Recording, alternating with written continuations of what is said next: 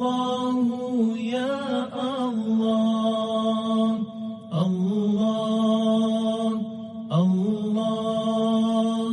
الله يا الله الله الله الله يا الله الله الله الله يا الله الله الله الله يا الله.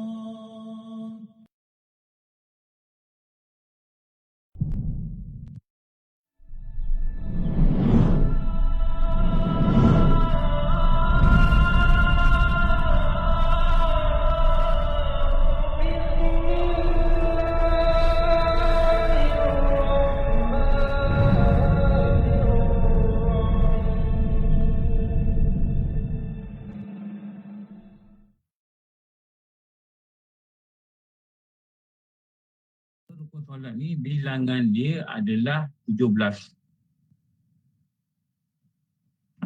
Jadi kalau baca kita ada rukun solat 17, jangan pelik lah. Jadi ini rukun solat ni 13, bila tomak nina itu dimasuk dalam 4 sifat rukun. Apa nama sifat tu? Tomak nina. Apa nama 4 rukun tu? Rukuk, i'tidal, 2 kali sujud, duduk antara 2 sujud.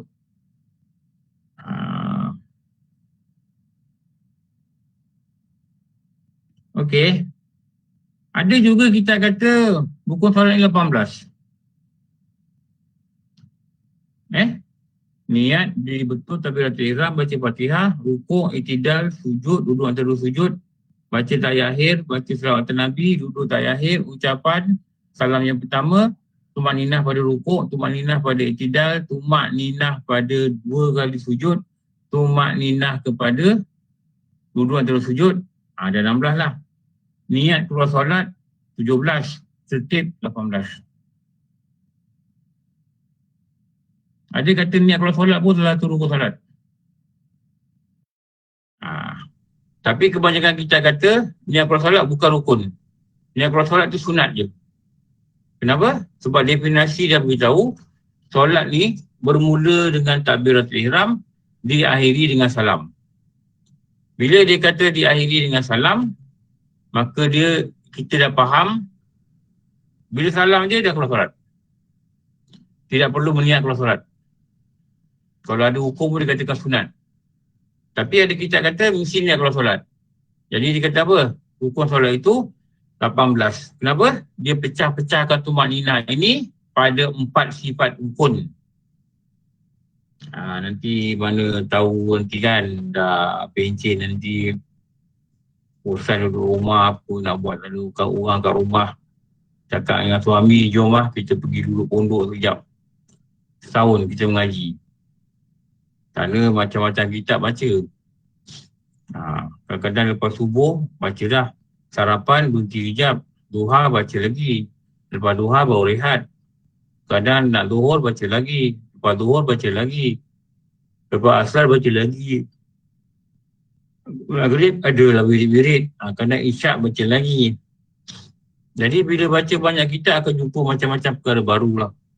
Antaranya mungkin kita jumpa kita tu kata solat, rukun solat 17. Ada yang kata 18. Ada yang kata 13. Jadi 13 dia berpegang kepada ni.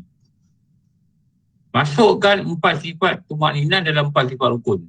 Apa dia? Rukuk, i'tidal, sujud dengan duduk antara 2 sujud. Okey, boleh faham tak yang slide ni? Ada yang tanya tak slide ni?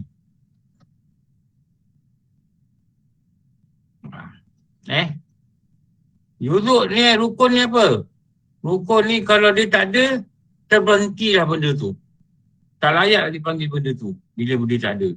Lagi satu, yuzuk ni apa? Dia adalah hakikat. Dia mengesahkan amal. Dia juzuk daripada amal. Dia dalam satu amal. Dia adalah hakikat amal.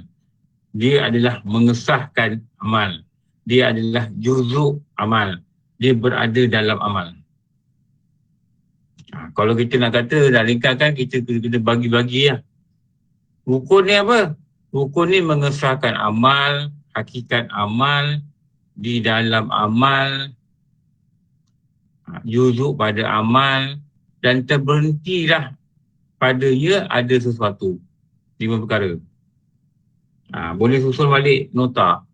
Rukun ni adalah barang terberhentinya ada sesuatu. Maknanya kalau dia tak ada, benda tu tak ada. Kalau semayang tak berdiri betul, solat tu tak ada. Terberhentilah dikatakan solat. Dia solat, dia buat lain perkara, tapi niat tak buat. Sebab rukun tu dia tak buat, niat tak buat, maka terberhentilah perbuatan tadi, seluruh perbuatan tadi, dipanggil solat. Itu dikatakan terberhenti. Satu. Tu definisi dia, rukun-rukun ni kena faham. Apa dia rukun? Satu, terberhentinya daripada sesuatu kalau dia tak ada. Dua, dia juzuk daripada hakikat. Dua, tiga, dia juzuk daripada amalan. Tiga, dia kata apa? Dia dalam amalan tersebut. Bila kita ada 4-5 makna yang kita faham ni, mari kita dah faham lah apa nama rukun. Okey. Ada soalan tak dulu untuk slide ni?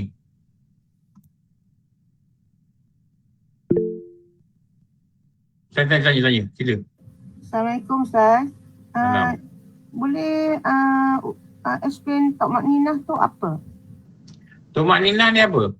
Tumakninah ni hendaklah dia berhenti pada anggota, dan tempoh berhenti ni kalau orang sebut subhanallah, sempat dia sebut subhanallah. Rukuk. Dia kena berhenti. Tempoh berhenti berapa lama? Kalau orang sebut subhanallah, dia boleh bangun dah.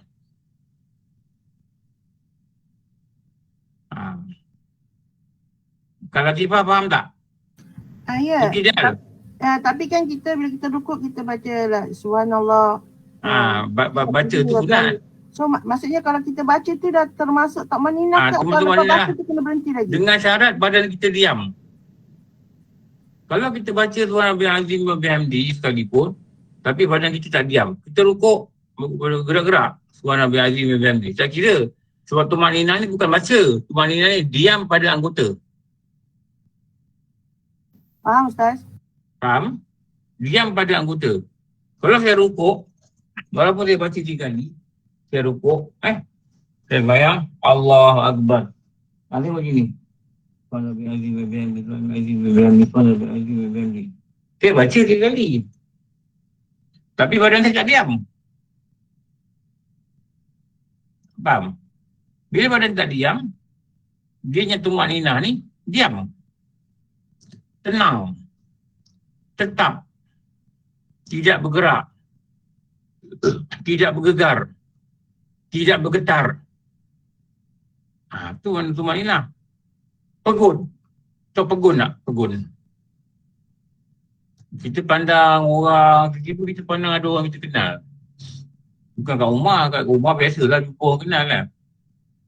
Kita pergi Europe lah kata. Pergi Europe, pergi London. Kita tengok orang lalang duduk dekat kedai, tengok orang lalang. Kali kita tengok, kita terpegun tu kita diam. Pegun. Dia ni orang kampung aku. Kat London, kalau kat jumpa kat Malaysia ni tak ada lengah sangat. Jumpa kat London, lepas tu pakai baju uniform polis London, polis UK. Dia kata, dia ni kerja sini. Kita pun tegur dia. Dia pun terpanjang dia kita. Dia boleh kerja, terpegun. Pegun itu dikatakan tumakninah apa? Terdiam. Ni guru dulu dia bagi contoh pegun. Kalau tiba faham tak tumakninah ni apa? Sujud, diam. Tetap badan. Tak gerak-gerak. Berapa lama nak kita tahan ni? Tempoh subhanallah. Subhanallah. Lebih kurang 1 saat lebih lah. Subhanallah. Dah boleh bangun dah? Sah. Baca tu sunat. Tak baca pun sah. Tapi jangan elok baca. Kenapa? Tu nama sunat.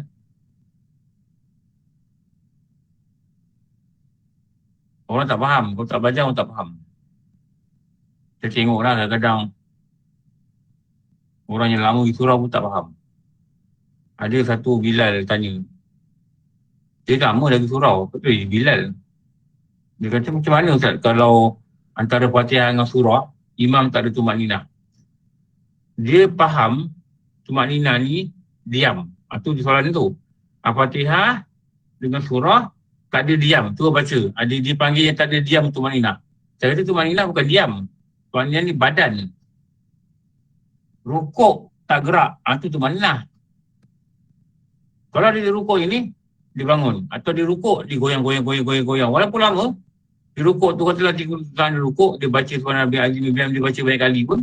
Tapi badan dia tak episod. Tak diam. Dia bangun. Tak sah. Kenapa tak sah?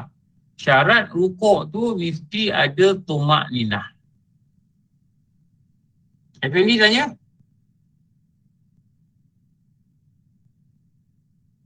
Tak ada Safiah tanya? Tak ada tanya jangan angkat tangan Ustaz, kan masa iktidal tu, kalau kita baca Sami Allahu liman hamidah, Rabbana walakal hamd tu, lepas tu kita sambung yang Bil samawati wal ardi. waktu yang lagi satu yang satu lagi tu yang sambungan tu Sami Allahu liman hamidah, Rabbana walakal hamd, hamdan kasiran tu kan. Lepas tu dalam pada tu imam dah sujud dah. Jadi kita terus baca dan kita terus sujud. Kita tak ada, itu dikira macam mana Ustaz? Maksudnya macam mana? Soalan ni apa? Soalan baca tak habis? Kita sambung bila dah sama Allah. Soalan dia imam dah sujud, maknanya kita sekarang ni keadaan kita apa? Baca tak habis ke apa? Masih baca. Kita masih baca. Tak apa, baca ni sunat je. Atau tak baca langsung pun tak apa. Okey. Baca tasbih, baca tasmi'. Kalau Sami Allahu liman hamidah tu namanya tasmi'. Tu sama tasmi'. Baca Sami Allahu liman hamidah, Rabbana lakal hamd, apa benda kita baca masa kita iktidal, hukum ni sunat. Yang rukun dia adalah perbuatan iktidal itu. Apa perbuatan iktidal tu? Berdiri je lah. Berdiri. Dan berdiri, kena diam sekejap. Tak baca apa-apa pun tak apa, sah. Okey. Diam sekejap itulah nama dia tumak ninah. Yang baca-baca tu nak baca panjang ke baca pendek ke terserah lah. Okey. Alhamdulillah. Tak faham tanya tau. Tak faham kena tanya Jangan duduk diam. Terutama pelajar baru. Tak faham kena tanya. Kalau pelajar lama ni patutnya dah faham. You boh? Okey Ustaz. Pasal ni kadang jemaah kita ni Ustaz, dia dah tua. Tapi dia memang tak ada tamanah Ustaz. Memang laju. Tapi gerakan dia berhenti macam kaku lah kejap. Tapi dia laju Ustaz. Jadi kalau siapa dia berhenti tu cukup tak tempoh baca Subhanallah? Rasa tak sempat Ustaz. Memang cepat. Nampak Nak tegur Ustaz. Kalau tekanlah dah tua sangat orang tu Ustaz. Jadi kang kata kau hajar. Macam mana Ustaz yang pandangan? Kita boleh tegur cara gurau. Abang Haji laju ni sembahyang. Gitulah. Lajunya sembahyang Abang Haji. Tumak ninah tak ada tu. Cakap gitu. Bahasa gitu. Okey Ustaz. Muka penuh dengan senyum. Abang Haji laju ni sembahyang tadi. Nak gimana? Kita ada alasan nak tanya nak gimana. Kita ada benda yang kita untuk cover, jangan dia kecil hati lah. Okey Ustaz. Kalau dia boleh terima, dia kata laju pun sembahyang. Baru kita cakap lanjut. Laju banjir, tak ada tumak ninah tu nanti bahaya tu. Takut tak ada tumak ninah. Jangan cakap tak ada tumak ninah. Kita kata kita takut tak ada tumak ninah. Nanti tumak ninah tak sah pula Abang Haji sembahyang. Kita kata gitulah. Dalam nada yang sangat lembut. Rasanya dia tak marah. Kalau dia kata dia marah, aku tahulah, aku naik haji 3 kali. Pulanglah. Tak cakap apa-apa lagi lah. Kalau ni kau cakap lagi nanti jadi bergaduh kan. Sebab sikap tu lah menyebabkan sembahyang salah. Gua tengok orang yang sembahyang salah, saya pun biasa tengok orang sembahyang salah kat surau, tumak ninah tak ada ni. Gua perhatikan, Gua perhatikan dia datang kuliah tidak? Selalunya gua tengok dia ada dalam kelas tak? Tiada Ustaz. Tiada. Sebab tu masalah dia tu dia tiada. Ustaz. Dalam online pun tiada, dalam kelas betul-betul pun tiada. Bila tiada dalam kelas online, tiada dalam kelas yang kat surau, sebab tu sembahyang tiada. Tumanina. Dia tak tahu tumanina ni perlu ada dalam solat. Ya Ajah? Ada tak mazhab lain selain daripada Syafi'i yang sembahyang laju? Ada, Hanafi. Sebab saya adalah ni dia orang belajar di Kuwait lama, one of my niece. Lepas tu dia ni sembahyang memang laju, saya memang tak boleh ikut lah. Itu saya Hanafi. Kita nak sembahyang macam Hanafi, kita mesti ambil wuduk macam Hanafi, kita mesti ikut rukun Hanafi, kita kena faham semua Hanafi, baru kita boleh buat. Tak boleh wuduk macam Syafi'i, takbir macam Syafi'i, niat macam Syafi'i, tapi tumanina tak nak ikut Syafi'i, ikut Hanafi. Itu nama dia talfiq. Talfiq ni apa? Tolam fayakoh. Talfiq. Talfiq ni maksud dia mencampur-campurkan mazhab, tak sah sembahyang. Macam kita jadi makmum dia? Kita tak boleh ikut dia. Sebab jangan ikut. Setiap kali kalau kita nampak dia laju je, kita barakah. Senang. Sebab saya tak tahulah kan, sebab setiap kali balik tu kalau dia jadi imam, kita follow dia laju.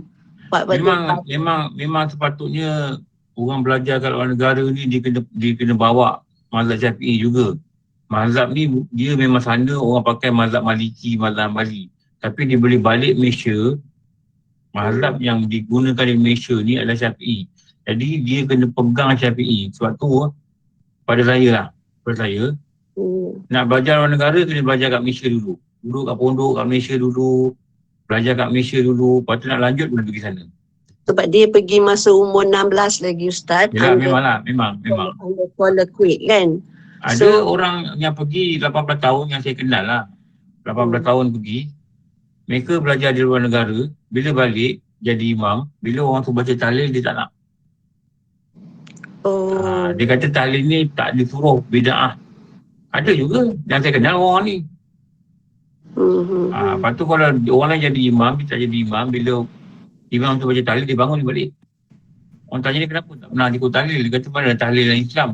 Kenapa? Dia diajar di luar negara dan mereka berpahaman, ada setengah tempat ni berpahaman gitu.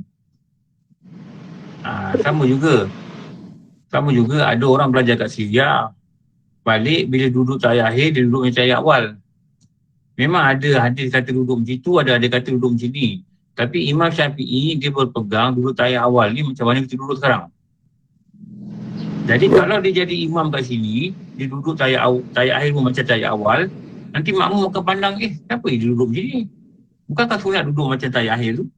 Duduk tawarruk. Tapi dia berbelajar tahiyat akhir pun duduk macam duduk iftirash.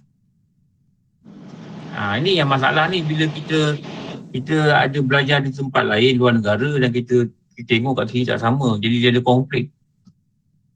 Ada konflik. Susah ke tidak sembahyang kita tu Ustaz? Kita kalau ikut mazhab kita tak sah. Jadi saya kena qadha lah Ustaz ya? Jangan ikut dia lah sembahyang. Senang lah. Tapi kalau tak tahu tu Ustaz dah ikut tu, kena kadang juga. Dia tak sah. Dia sebenarnya tak sah. Imam tak sah. Imam tak sah.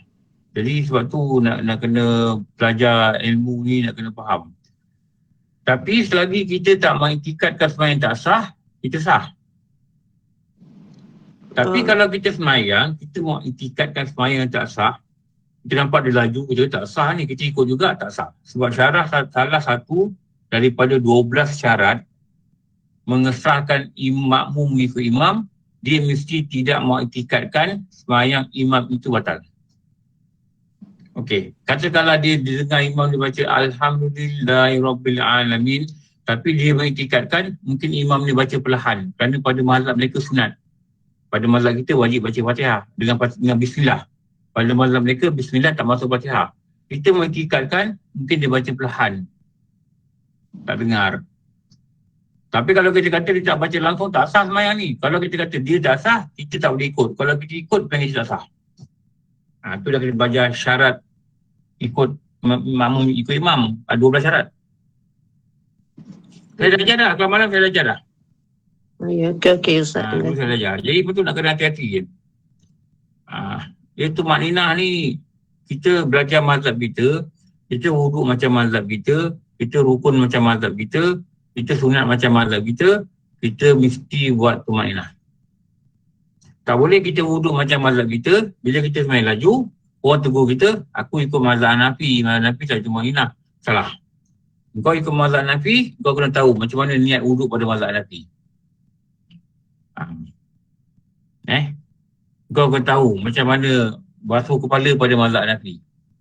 Mazhab Hanafi basuh kepala bukan macam ni. Basuh kepala dia basuh. Paling kurang 1/4 kepala. Besar tapak tangan ni. Itu mazhab Hanafi. Dia tak tahu tak. Tapi bila batal, dia kata aku ikut ni. Mana boleh? Itu namanya talfik. Talfik ni dia ikut separuh sana, separuh sini tak boleh. Lepas tu kita tak belajar. Kalau kita tak belajar, sebenarnya bukan dia kata dia ikut mazhab Hanafi. Sebenarnya dia pun tak tahu tumakninah ni apa. Saya cakap ramai orang pergi surau, ramai orang pergi masjid, yang dia tak belajar, mungkin masjid tu dah sediakan kelas. Dia tak ikut.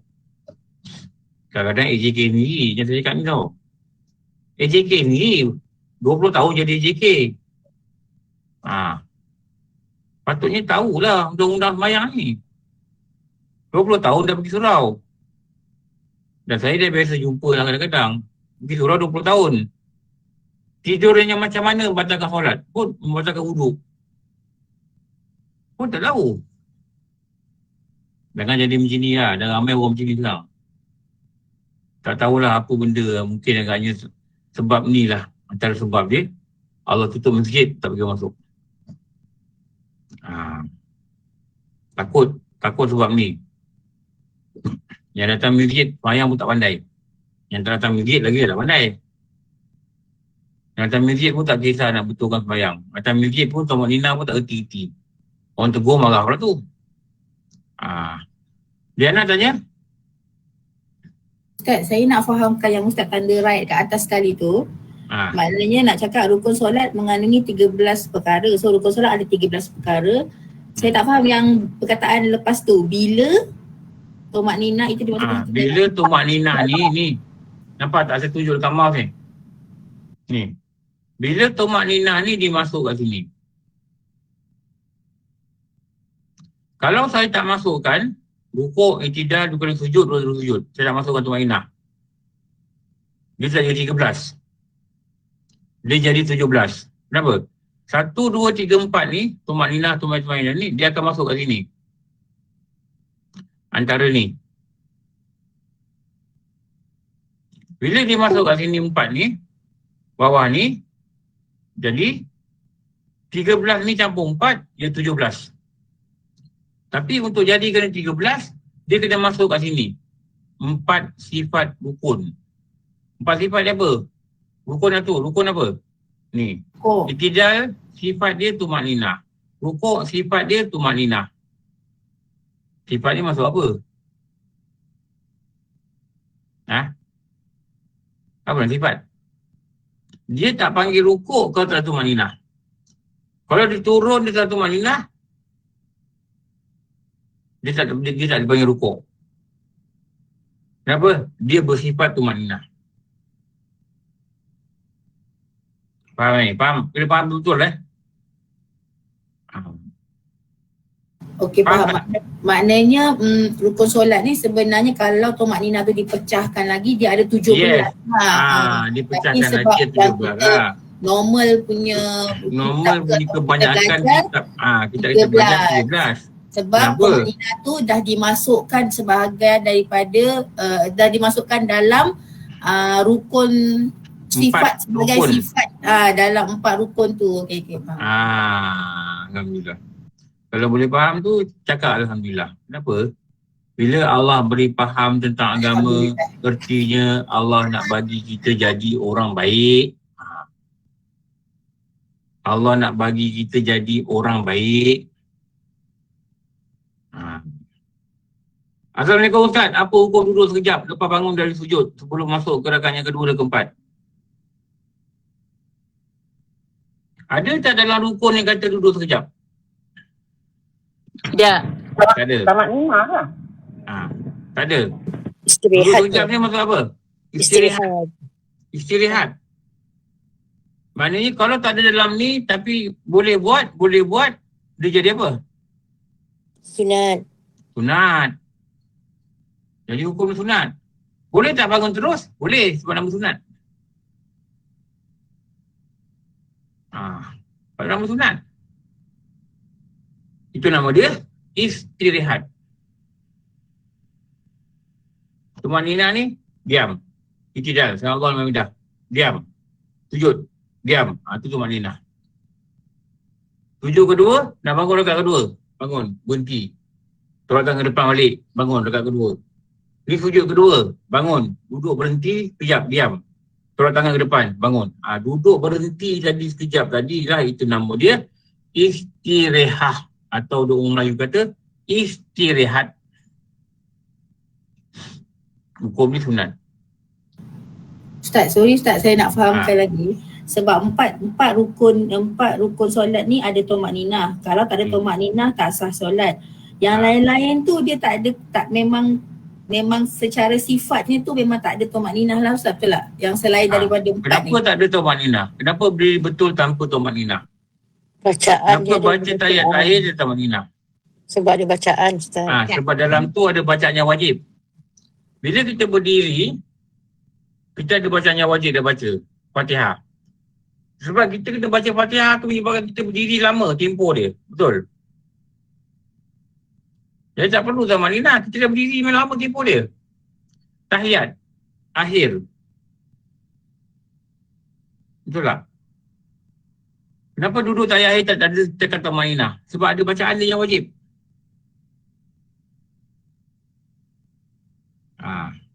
Okey, faham. Boleh faham? Okay. Sebab tu tadi Ustaz cakap rukuk tu kalau kita tumakninah sahaja pun kita tak baca subhanallah azim wa bihamdi tu pun kira sah. Okey, sah kira sah. Tapi sunat tak dapat lah. Dia ada sunat baca tu. Boleh ke kita berdoa paling panjang, doa panjang masa sujud akhir? Boleh, tapi bukan pada sembahyang jemaah. Kalau sembahyang biasa nak doa panjang mana pun boleh. Okey. Kaidah tanya? Nak tanya, kan kita selepas sujud tu kan kita ada duduk sekejap macam itu kan kata maknina tu, Ustaz. Duduk sekejap untuk apa? Untuk bangun rakaat kedua. Untuk bangun rakaat kedua. Itu bukan nama tumakninah. Itu nama dia istirahat. Bukan tumakninah lah tu. Bukan. Tumakninah ni dalam rukun. Rukuk itu dalam rukun. Iktidal dalam rukun. Yang tu bukan tumakninah. Itu nama dia istirahat untuk kita bangun rakaat kedua atau bangun rakaat keempat. Sekejap. Tempoh dia paling kurang orang boleh baca subhanallah. Kalau lebih lama daripada tempoh orang baca Rabbi Fili, hukum dia makruh. Kalau lebih lama daripada orang baca tahiyat, hukum dia batal solat. Kalau duduk lama. Duduk kejap je. Subhanallah, tempoh itu je. Buat dapat sunat. Subhanallah, panjangkan sikit lagi pun tak apa. Baru kita bangun. Tolak ke depan tu pun ada sunat lain. Tolak tangan ke depan. Bangun. Imam Syafi'i kata, aku tak suka bangun tanpa menolak tangan ke depan. Dulu masa belajar kita baru mali yang guru cakap itu. Okey, siapa tanya lagi? K, siapa K ni? Tanya lagi, Aura. Ustaz nak tanyalah, kalau macam solat kita baca Al-Fatihah, lepas tu yang rukuk tu tak ada baca, sujud tak ada baca Al-Fatihah semata-mata, sah tak solat?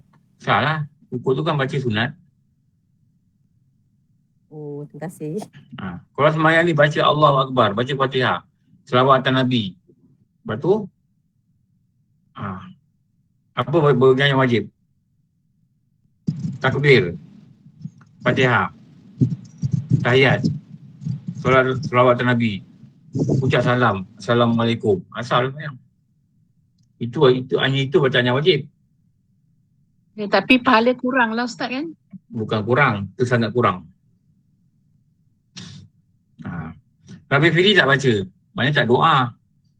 Rabbi Fili tu doa yang penting. Ampunkan aku, kasihani aku, cukupkan aku, rahmati aku, naikkan darjatku.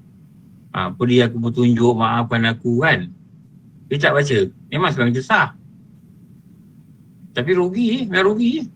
Rugi tak Orang lain apa-apa. semua minta ampun. Orang lain semua puji Allah. Maha suci Allah, Maha agung. Subhanallah bi'azim wa bihamdi. Maha suci Allah, Maha tinggi. Subhanallah bi'ala wa bihamdi.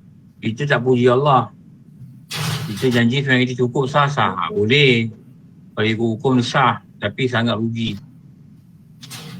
Ustaz nak tanya. Bagaimana seandainya seorang makmum tidak habis baca Fatihah, imam dah rukuk? Bagaimana makmum nak teruskan? Kalau makmum itu tak cukup masa, dia boleh rukuk. Ikut terus imam?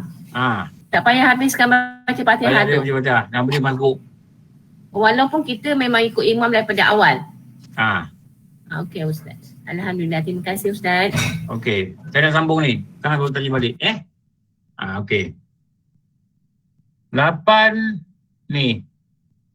Ini cuma satu perbezaan antara syarat dengan rukun.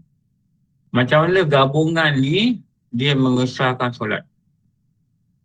Supaya kita faham lagi rukun ni apalah. Ini 8 syarat ni yang kita dah cakap selalu lah. Islam berakal, suci daripada hadas, suci daripada najis pada badan, tempat dan pakaian, tutup aurat, masuk waktu, adab kiblat, mengetahui kaifiat solat dan rukun solat. 8 ni mesti sebelum solat. Saya cakap banyak kali. Ramai orang solat tak sah, dia tak faham kaifiat. Dan dia tak ada rupa pun nak belajar. Saya cakap banyak kali ni sebab guru cakap banyak kali dengan kami. Sampai dia buat tangan macam ni. Dia kata tengok syarat sah solat. Ni apa? Islam. Ni apa? Berakal. Ni apa? Suci hadas. Ni apa? Suci najis. Ni apa? Masuk waktu. Ni apa? Tutup aurat. Tutup aurat. Ni apa? Ada kiblat. Ni apa? Okay. Ni dia kata 8 ni. Ini yang paling halus sekali tangan, jari. Tapi ini yang paling orang patah. Ini paling kecil. Ini paling kecil. Tapi ini yang paling ramai orang gagal dalam solat. Dia menyebabkan solat dia fasad. Solat fasad ni maksudnya solat dia rosak. Kenapa? Dia tak faham kaifiat. Kita biasa dengar soalan-soalan itulah. Soalan asas ni. Maknanya dia tak faham cara semayang. Ustaz, tak baca kunut sah tak? Dia tak faham kaifiat. Kaifiat apa? Rukun. Lagi? Syarat sah. Pembatal. Dia kata tak baca kunut sah tak semayang. Maknanya tak faham rukun. Mana rukun ni kunut? Tak semayang dia sebenarnya apa? Kalau ikut Syekh Dawah Tani kata apa? Salah main kau. Tanya lagi, Ustaz, kalau kita tak baca kunut, lepas tu kita lupa zikir sahwi, sah semayang? Dia tak tahu. Kan kita kata kunut ni sunat. Maknanya dia tak tahu rukun. Kalau dia tahu rukun, takkan dia tanya kunut ni baca sah tak sah. Kalau kita kata okey sebut rukun semayang, kita sebut. Maknanya kalau tak boleh sebut, dia tak tahu rukun. Rukuk wajib ke? Rukuk Fatihah sunat kot. Habis. Bila benda wajib, rukun dia kata sunat, habislah semayang dia. Lepas tu penting duduk majlis ilmu. Saya cakap benda ni rasanya dah tak larang nak cakap dah. Mesti duduk pada majlis ilmu. Mesti duduk belajar tu. Yang nyedihkan ni, tak belajar. Tak rasa nak belajar. Daripada soalan dia pun kita tahu dia tak belajar. Kalau soalan yang rumit-rumit tu boleh tahan lagi lah. Tapi soalan yang asas-asas ni kalau kita tanya kita tak belajar ni bahaya tau. Main kita dah lama masuk longkang. Jadi sekarang ni kita nak fahamkan, kita dah belajar syarat sah. Dan kita belajar syarat sah tu ada kaifiat rukun. Kita nak fahamkan rukun, beza rukun dengan syarat tu dalam darjah ni cukup lah. Luar solat nama syarat, dalam solat nama rukun. Luar solat nama syarat, dalam solat nama rukun. Syarat bukan juzuk solat, rukun juzuk solat. Pembatal solat tak ada dalam syarat, pembatal solat ada dalam Solat. Ada dalam buat apa? Ketika buat apa? Dalam solat. Mana ketika buat rukun. Pembatal solat dalam rukun. Pembatal solat ada dalam syarat. Kalau pembatal solat ada di sisi rukun. Kedatangan hadas dalam tengah buat rukun. Dalam rukuk ke, dalam takbir ke, dalam apa ke, dalam sujud ke. Makan dan minum. Itu dalam rukun.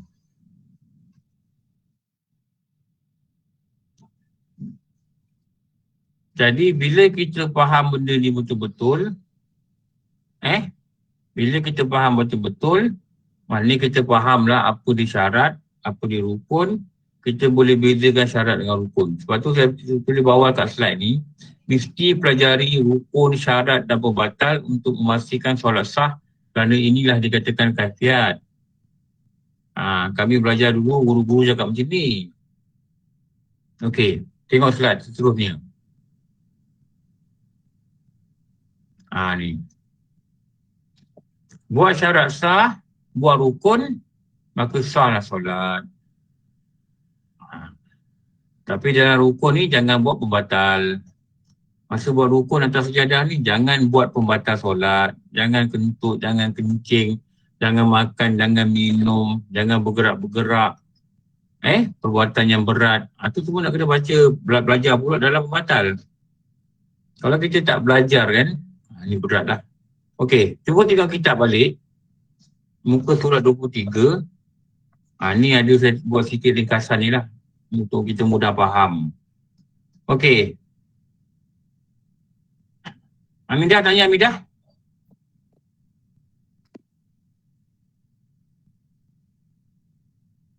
Siapa nak angkat tangan ni? Saya Hamidah. Maaf Ustaz. Tadi saya ada hal tadi saya. Okey, ni pasal Tok Makninah dia tadi Ustaz ya. Macam lepas rukuk lah kita ada baca tu Sami Allah liman hamidah. Lepas tu saya sambung ayat hamdan kasiran tu. Itu dipanggil Tok Makninah juga ke? Bukan. Habis? Tok Makninah ni bukan bacaan. Tok Makninah diam. Ya. Allah liman hamidah. Allah liman hamidah. Ni tangan tak diam lagi. Walaupun kita Sami Allah liman hamidah Rabbana lakal hamdan kasiran, tapi tangan boleh diam lagi, dia turun tak sah sembahyang. Kenapa tak sah sembahyang? Yang jadi sifat rukun ni tamak ninah tu letak tangan bawah, diam. Baru baca. Baru diam. Diam. Diam. Diam ni baru dikira tamak ninah. Tapi maknanya kita diam je lah tanpa membaca dalam hati ke. Nak baca pun tak apa. Sebab tu kaedah dia sebenarnya gini. Sami Allah liman hamidah. Kaedah dia gini. Untuk dapat tamak ninah ni dalam kitab sebut gini. Kita rukuk. Dia tak bergerak. Tapi dia tak bergerak. Kita rukuk. Sami Allah liman hamidah. Bila tangan sampai bawah ni dah diam, baru baca Rabbana lakal hamd. Save. Kenapa begitu? Supaya bila kita baca Rabbana lakal hamd ni, bila kita baca tu, bacaan tu tempoh dia lebih subhanallah. Dan dalam keadaan tangan kita kat bawah, diam. Baru sah sembahyang. Bukan sah sembahyang ni yang baca tadi, bukan. Tahu. Tapi elok kita baca dalam diam. Supaya kita tempoh diam ni kita dapat tamak ninah. Maknanya dalam hati lah Ustaz. Baca tak kira dah dalam hati tak dapat pahala. Perbuatan kita. Tamak ninah ni perbuatan kita diam. Bukan mulut kita diam. Perbuatan kita tak gerak. Itu nama tamak ninah. Kalau orang tu sini Allah alhamdulillah rabbana lakal hamd, baru letak tempoh subhanallah tak sampai, dia turun sujud, tak sah sembahyang sebab dia tak ada. Itu tamak ninah. Tu definisi tamak ninah ni apa? tetap, tak bergerak, tak bergetar, tak bergegar, tak bergoncang, pegun. Banyak tarif dia.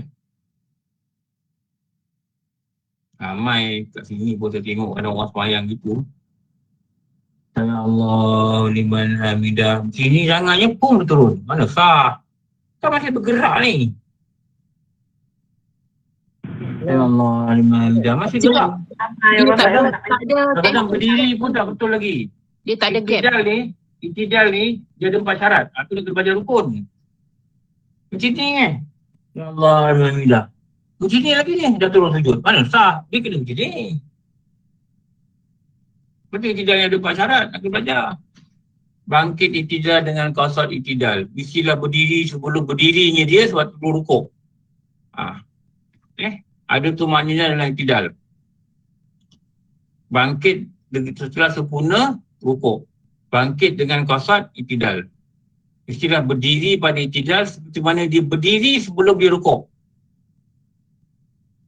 Ada tu maknanya dalam itidal. Nanti kita belajar kat rukun. Kalau kita itu apa tu? 4 tu panggil apa tu tadi? Syarat atau rukun. Itu nama syarat atau rukun. Yang mengesahkan rukun adalah syarat dia. Ada tumaninah pada itidal. Nak faham tumaninah ni betul-betul. Ramai orang confuse tumaninah ni tak baca. Bukan tak baca. Tumaninah ni diam pada jasad. Pada badan kita kena diam. Ramai orang sembahyang gitu. Ya Allah, ya Rabbana lakam. Dia tangan tak berhenti lagi. Dia tangan masih macam ni. Dan tangan berayun lagi. Ya Allah, ya Rabbana. Habis lah. Kalau macam ni dah dua gerakan. Kalau macam ni tak batal lagi. 2 gerakan ni. Kalau macam ni dah terlepas 4 gerakan. Batal sembahyang. Ustaz, yang ni selalu terjadi pada orang yang solat macam laju kan Ustaz? Macam belum sempat dia. Solat laju tu jadi gitu. Bila laju tu tak tumaninah. Alah, kalau tengok kat masjid, adalah dalam tu masjid tu 3-4 orang. 3-4 orang yang batal kerana sebelah kita. Sekarang ni PKP kan. Dulu masa boleh sembahyang di masjid tu PKP. Ada jarak kan. Lagi jelas. Dan saya nampak kebanyakan orang yang solat salah ni, saya nampak mereka ni tak duduk dalam pengajian. Mereka ada amal tapi tak ada ilmu. Sebab mereka ada amal sembahyang tapi tak ada ilmu. Mereka jadi makmum tapi tak ada imam. Kita cakap semalam, amal itu adalah makmum dan imam dia adalah ilmu. Semayang tak ada ilmu jadi gitu. Kalau daripada kecil semayang lah, daripada belasan tahun daripada balik semayang sampai 60 ni, kau tak mati terbeliak mata. Kau terbeliak mata kenapa? Amal tak ada. Semayangnya tak ada. Solat tak sah. Solat tak sah. Kosong. Kalau cakap lah. Takut nak cakap. Okey. Dia cuma sekadar solat je. Bukan sekadar solat. Tak nama solat pun. Tadi kan kita kata rukun itu adalah sesuatu yang berhenti padanya sesuatu. Maknanya rukun ini sesuatu yang kalau tak ada dia, tak boleh panggil. Rukun semayang. Tak ada rukun. Satu maninah. Betul maninah, itidal tak sah. Pada itidal. Rukuk tak ada minah, tak ada rukuk. Maka apa? Terberhentilah kita kata dia solat. Maksudnya? Lepas tu tak pada solat, tak sah solat. Dikatakan tak solat. Sah. Oi, jaga-jaga Saya cakap dengan terang tau. Jaga-jaga Masak asam pedas, silap sikit boleh makan lagi. Masak kari tak sedap boleh makan lagi. Salah solat, habis. Ini yang banyak berlaku pada orang yang sembahyang tetapi dia tak ada kisah untuk ilmu. Okey. Dalam perkara menghadap kiblat, hendaklah seluruh badannya terutama dada bertentang dengan Kaabah. Jadi yang nak menghadap kiblat ni Kaabah, apa dada. Kalau kiblat sini, dia semayang sini, dia kata badan dia pun ada kiblat, bukan badan. Yang nak menghadap ni bukan badan, yang menghadap tu dada. Lepas tu dia kena berdepan sini. Kalau dia semayang macam ni, mengiring sini, dia kata badan saya ni pun kiblat, dia bukan sini, dia kira. Dia kira apa? Dada dia. Dengan yakin, betul-betul confident, ini arah kiblat. Macam mana lah kena dia yakin ni apa? Ada persen dia yakin. Kenapa masa bila dia kena yakin dan ada persen kiblat ni kat sini? Bila dia berdekatan dengan Kaabah. Contoh dia semayangkan Masjidil Haram. Nampak Kaabah tu. Dia mesti hadap dengan tepat. Dia mesti hadap dengan tepat. Kalau dia hadap sikit serong, maka tidak sah semayang dia. Kenapa? Dia mesti yakin 100%. Kalau semayang Masjidil Haram, kiblat tak nampak, Kaabah tak nampak. Ada ruang dalam masjid, dia tak nampak Kaabah. Selalu ruang dalam masjid, kalau nampak Kaabah, ruang ni penuh dululah. Ada tempat perempuan pun yang boleh nampak Kaabah. Ada tempat perempuan yang tak nampak Kaabah. Sama juga tempat lelaki, ada yang boleh nampak Kaabah. Mana semayang tingkat 1 dekat atas memang tak nampak Kaabah. Yang belakang lah, yang belakang tak nampak Kaabah. Jadi bila dia dekat dengan Kaabah tu, dalam Masjidil Haram tu kira dekat lah kata. Nampaklah Kaabah tu belah mana kan. Dia mesti 100%. Kalau dia semayang sunat sorang-sorang kalau jemaah tak ada masalah. Bila ikut saf. Dia semayang sorang-sorang, dia semayang dekat atas, dia tak nampak Kaabah. Padahal Kaabah tu boleh tengok depan ni. Dia kata sini ke, belah sini ke, belah sini. Dia tak yakin. Dia tak yakin, tak sah. Kenapa? Dia dekat dengan Kaabah, dia mesti yakin.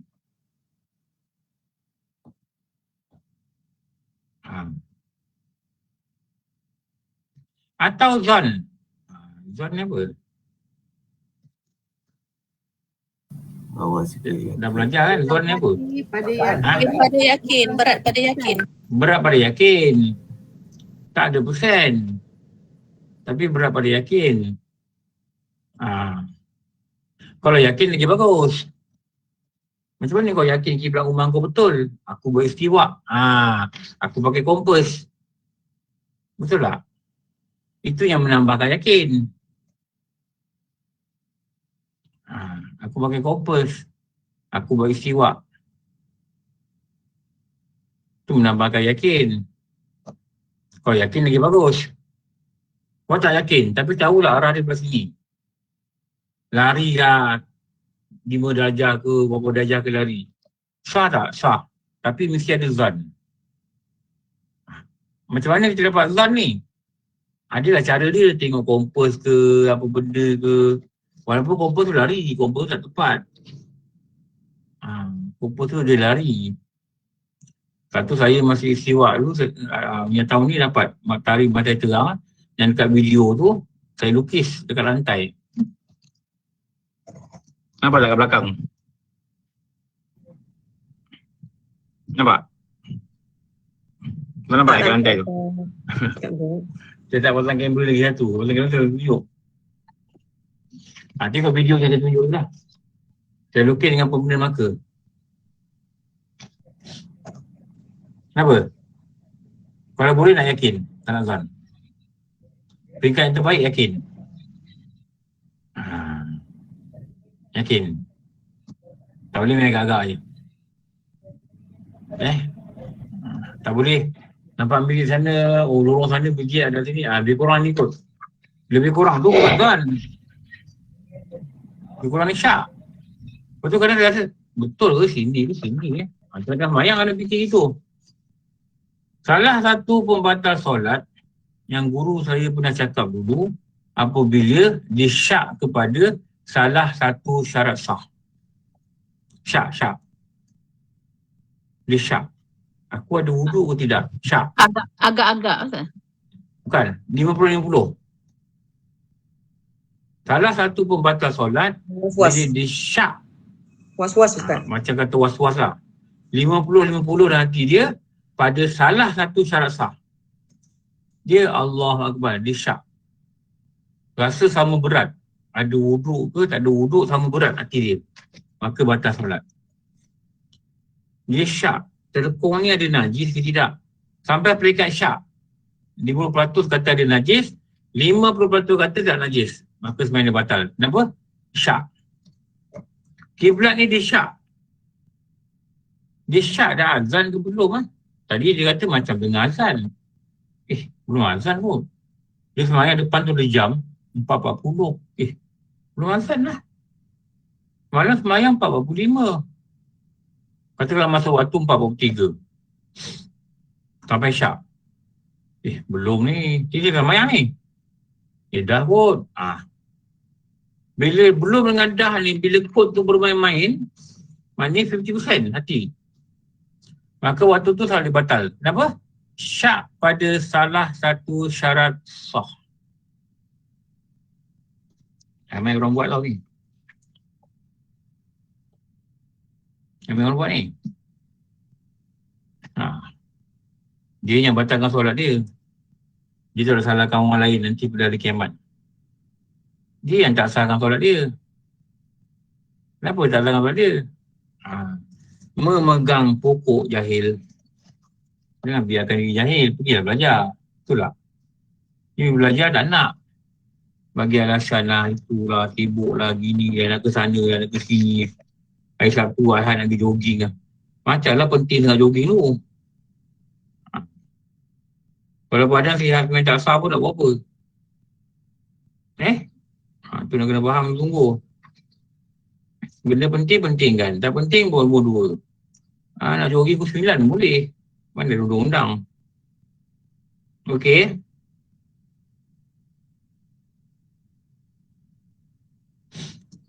Okey. Saya nak baca soalan. Okey, jangan habis ada soalan. Kak Siti tanya Kak Siti. Tadi Kak Siti ada kat tangan nama.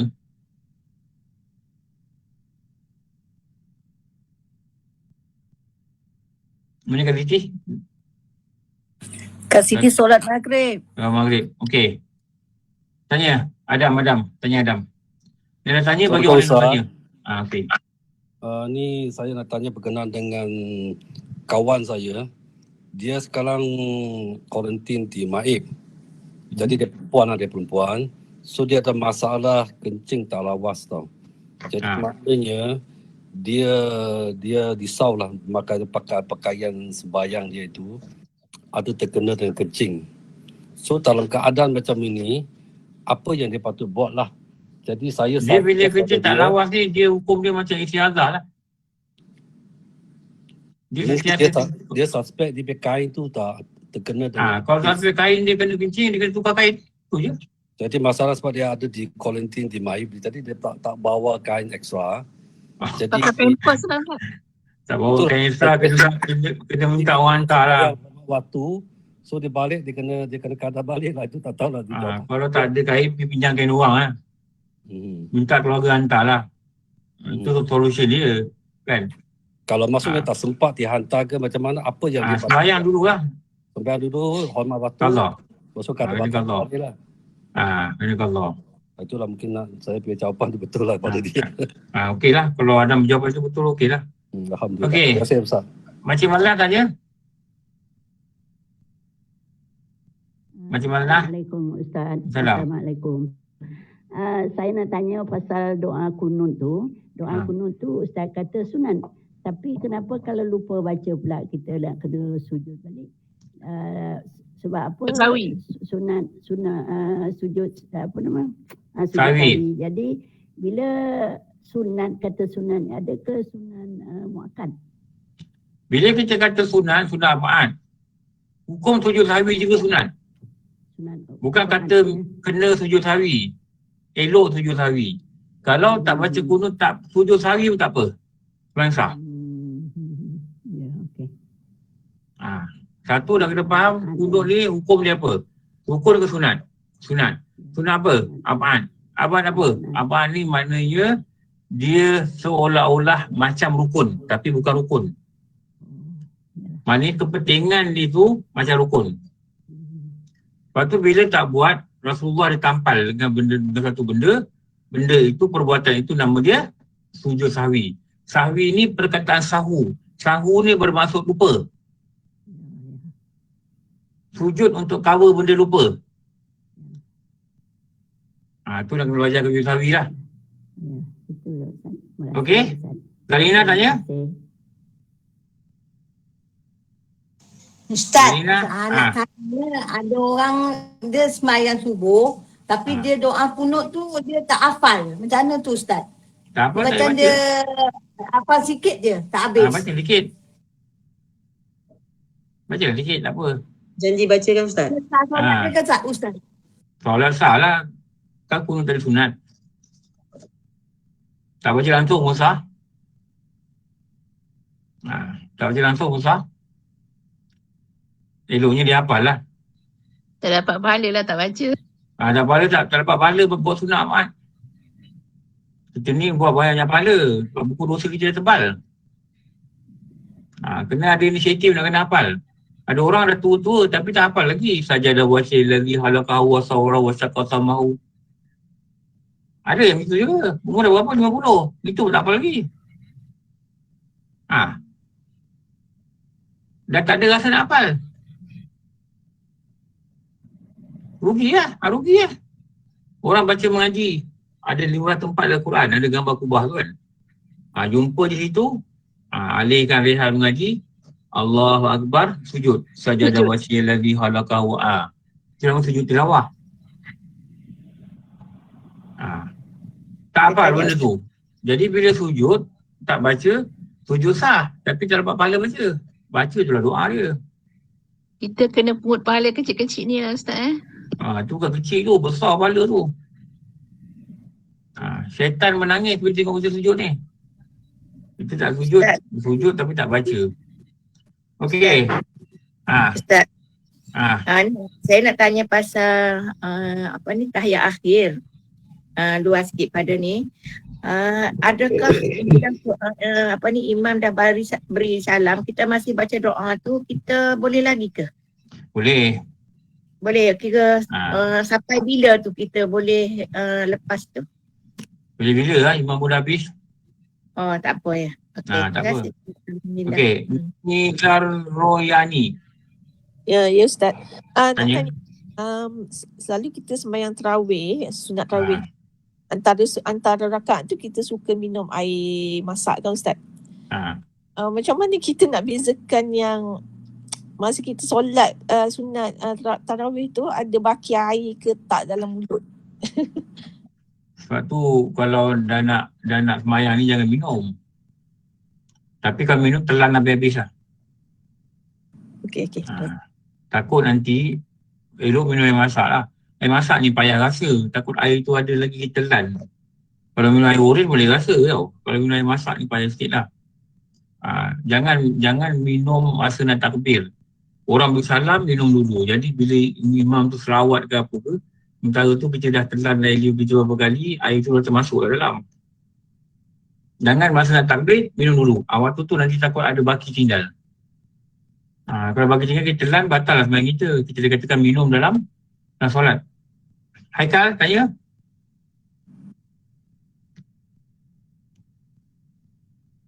Haikal, tak ada. Ami Karlin tanya. Ustaz, yang dalam rukun solat ni adanya 2 kali sujud dengan tomak ninah ni. Kalau dia sujud sekali aja, dia terlupa nak sujud kali yang kedua, dia batal ataupun dia kena sujud sahwi ke macam mana? Batal. Rukun tak sujud sahwi. Okey. Rukun dia tak sujud sahwi. Kalau rakaat keempat dia teringat, rakaat pertama dia tak sujud kali kedua, dia kena tambah 1 rakaat. Okey, Kak Siti. Okey Ustaz, ini bukan pertanyaan Ustaz tapi Kak Siti setuju dengan kenyataan Ustaz. Ustaz kata di mana kita pergi kita stick to Syafi'i. Yes. Nasihat ni memang bagus untuk orang yang nak keluar negeri atau anak-anak yang nak belajar di luar. Betul. Sebab kita di sini kelilingi oleh mazhab Hanafi, Hambali. And then kadang-kadang dia tegur kita macam-macam. And then kadang-kadang dia tegur kita kan. So we just stick to our Syafi'i lah. Yes. Especially kalau anak-anak yang nak keluar negeri tu. Sebab dan kita mesti stick pada mazhab Syafi'i dan stick pada amalan ulama Nusantara negeri kita. Ulama Nusantara ni apa? Dia sambung Maulid Nabi, dia baca tahlil arwah, dia baca talqin dekat kubur. Kalau kita dibesarkan dengan kaedah itu dan benda tu sebenarnya memang tak salah pun. Kalau kita pergi luar negara, kita nampak orang tak baca talqin, itu adalah amalan mereka, kita hormat amalan mereka. Dan baca talqin pun bukan wajib. Tapi kita kat sini ada baca talqin. Kita jangan mengamuk kat kubur. Jangan marah orang masjid. Saya cakap ni, it happen dekat sini. Dulu ada kawan kita ni, dia cerita, dia orang daripada masjid. Datang dekat rumah, nak baca tahlil untuk ada satu keluarga ni, bapak yang meninggal. Bila sampai kat pagar rumah tu, ada adik-beradik dia ramai lelaki. Ada 2 orang dah tahan orang masjid, kata tak, kami tak benarkan orang masjid masuk baca tahlil kat rumah kami. Padahal ada 4 lagi adik-beradik lelaki ni, mereka yang jemput imam-imam ni dengan jemaah datang. Jadi jemaah ni pun dah sebut salah lah. Lepas tu adik dia tanya dengan abang ni, yang 2 orang ni, kenapa tak boleh? Dia kata mana sampai doa-doa pada orang mati.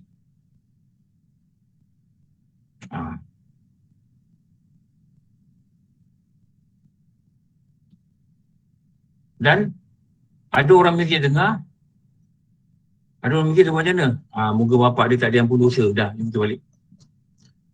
Budak 2 orang ni marah. Kenapa doa bapak lagi tu? Tadi kau kata doa kan tak sampai pada orang mati. Apa yang kau takut? Lalu balik. Tengok. Bila orang kata begitu, dia takut pula. Apa takut? Kalau kau kata doa orang hidup tak sampai pada orang mati, nanti teori. Betul. Rupanya apa yang diceritakan, mereka ni belajar pada guru-guru yang kata bid'ah. Dia Syiah, Ustaz? Tak tahulah Syiah ke apa, tak tahulah. Ada juga kawan kita hantar anak dia sekolah, balik je sekolah, cuti, dia tegur mak dia. Kenapa mak doa lepas sembahyang? Tu faham Wahabi Ustaz yang tak baca talqin tu. Wahabi ni, dia tak cakap Wahabi ni. Bukankah Allah itu maha mengetahui apa yang mak nak? Ada yang cakap gini dengan mak dia. Mak dia cepat keluarkan dari sekolah. Jadi kan mak ni, mak tak tahu, Tuhan tahu mak hati mak nak apa. Bukankah Rasulullah tu berdoa? Betul tak? Allah doa tu sampai kalau dalam perang Badar ni, dia angkat tangan tinggi sampai baju dia jatuh sampai sini. Jubah dia luas agaknya kan? Sampai orang nampak, boleh nampak ketiak dia. Bawa lengan dia boleh nampak. Kenapa dia angkat tangan tinggi? Kenapa? Dia kata, wahai Tuhan, kalau kau tak tolong kami, tak ada orang akan menyembah musuh lepas ni. Kenapa? Perang Badar ni semua sahabat-sahabat utama, semua ni datang. 300 orang. Kalau kau tak tolong kami, tak ada orang lagi, aku takut tak ada orang lagi sembah kau lepas ni. Islam ni dah pupus kalau tak semua ni mati. Tolong kami, wahai Tuhan. Itu Allah hantar malaikat. Kan tunjuk Rasulullah tu berdoa, betul lah. Lepas tu nak kena hantar anak sekolah agama ni, kita tengok sikit. Tanya kitab apa dia pakai. Tanya kitab pun cukup lah. Kalau dia kata, Ustaz, sini saya saja tanya lah. Fiqah pakai kitab apa Ustaz? Dia kata Mutal Abadrain. Adalah kitab-kitab yang kita biasa guna kat Malaysia ni, kat pondok-pondok. Okey. Kalau disebut nama kitab Arab, kita kena tahu kitab apa ni. Yang selalu orang pakai kitab Jawi. Tauhid pakai apa tak? Tauhid pakai Mibahul Munir. Lagi pakai apa? Aqidatun Najin. Lagi pakai apa? Faridatul Faraid. Okey, cantik. Ini semua ahli sunnah wal jamaah.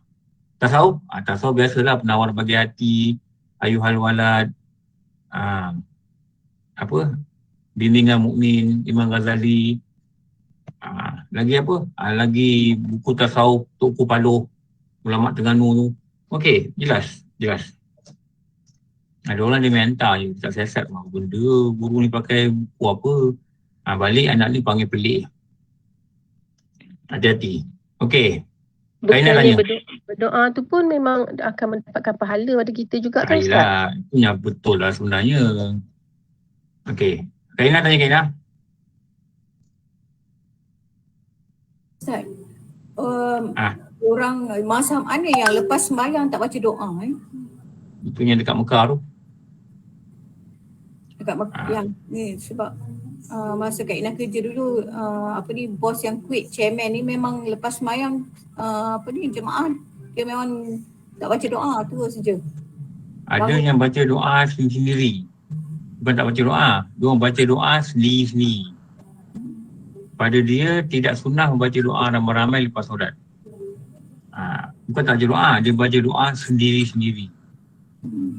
Kita mazhab Syafi'i Kalau ni kata orang lain yang imamkan pun dia tak angkat tu Ustaz. Dia tak angkat tangan.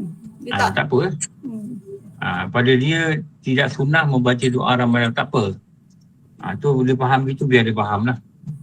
Lepas tu kita tengok kan, kita sembahyang kat Mekah, Assalamualaikum warahmatullahi, Assalamualaikum warahmatullahi. Ada doa ramai ke? Ada ke? Ada kan? Ada ke? Tak ada. Tak ada kan? Ada doa sendiri. Kalau dekat Indonesia, tak ada. Ada doa ramai-ramai, ada zikir saja ramai-ramai, dia doa, dia baca seorang. Ada yang tak ada zikir, tak ada doa langsung pada. Lepas sembahyang ni bangun. Kita di Nusantara ni, Ahli Sunnah wal Jamaah, kita sentiasa dilatih untuk zikir ramai-ramai. Kalau seorang takut tak buat. Doa ramai-ramai, seorang takut tak buat. Atas dasar tu, kita doa ramai-ramai. Kita zikir ramai-ramai. Okey. Ustaz tolong patah balik slide Ustaz yang ada satu slide yang sebelum dengan dalam syawal tu. Mana jap. Lagi satu. Alright, okey. Tadi ya. Nak. Okey. Snap nanti boleh print. Ni satu. Ni satu. Ni satu. Okey. Cara mengetahuinya, ini tu kiblat lah. Yang lebih senang, nanti kita sambung minggu depan. Lama Ustaz 3 line je belajar. Ustaz memang 3 line belajar. Tak sempat nak snap. Yang mana? Tadi. Ni. Lagi. Alright. Okay Ustaz. Assalamualaikum Ustaz. Okay, saya nak minta tolong Ustaz supaya boleh jelaskan tentang yang tadi ada puan tu tanya. Dia kata kalau dalam sujud, dia terlupa yang sujud kedua, terus naik. Ustaz kata kena tambah satu lagi rakaat selepas tahiyat akhir. Maksudnya sebelum beri salam, kita dah baca tahiyat akhir sampai Hamidul Majid tu, maksudnya naik. Naik. Tambah rakaat. Okey, lepas tu nanti baca balik tahiyat akhir. Tahiyat akhir. Baca balik tahiyat akhir dan bagi salam, selesaikan solat. Kalau dia tengah baca tahiyat akhir, dia ingat, dia betul naik tak apa, tinggal kata tahiyat akhir tu. Kalau lepas tahiyat akhir, dia ingat, naik terus.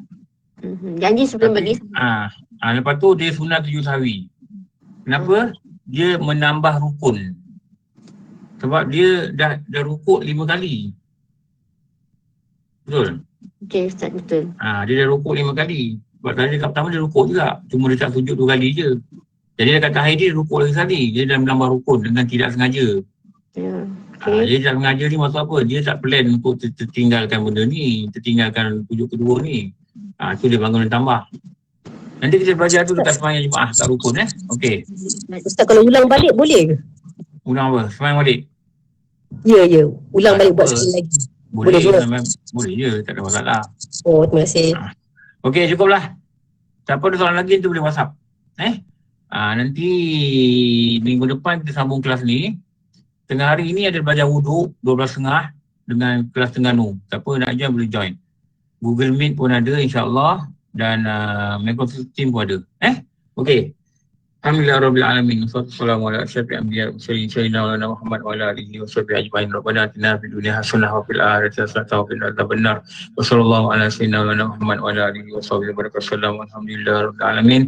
Apa maaf semua, pasti banyak kekurangan. Wallahu a'lam. Assalamualaikum warahmatullahi wabarakatuh. Terima kasih.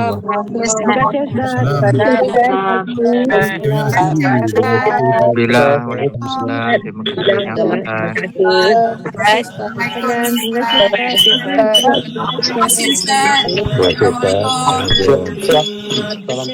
Alhamdulillah.